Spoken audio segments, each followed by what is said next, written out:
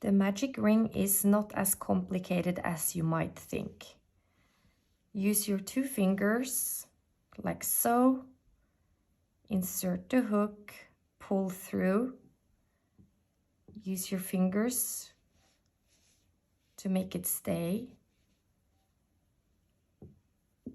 And then you either place a single crochet or you may chain and placing double crochets. I will show you again. 2 fingers, like so. Insert your hook, pull the yarn through and turn the hook, fingers out. Make sure the loose end is on the left side. Pick up this yarn and start crocheting.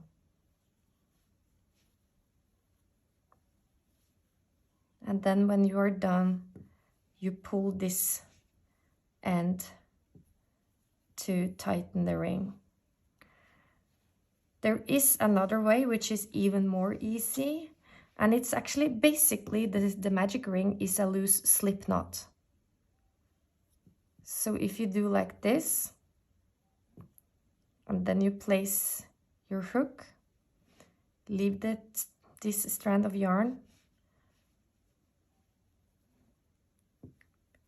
and then start placing your, oh, it's a little bit loose. Oh, sorry. Like so.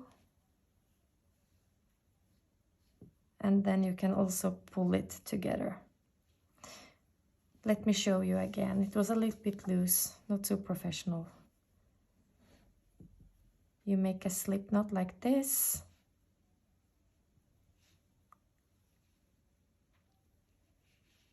Make sure you have the loose end on your left side. Insert the hook.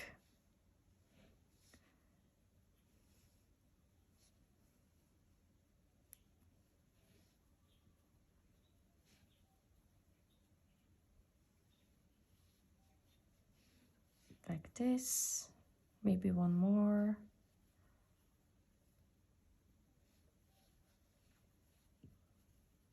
And then you pull the strand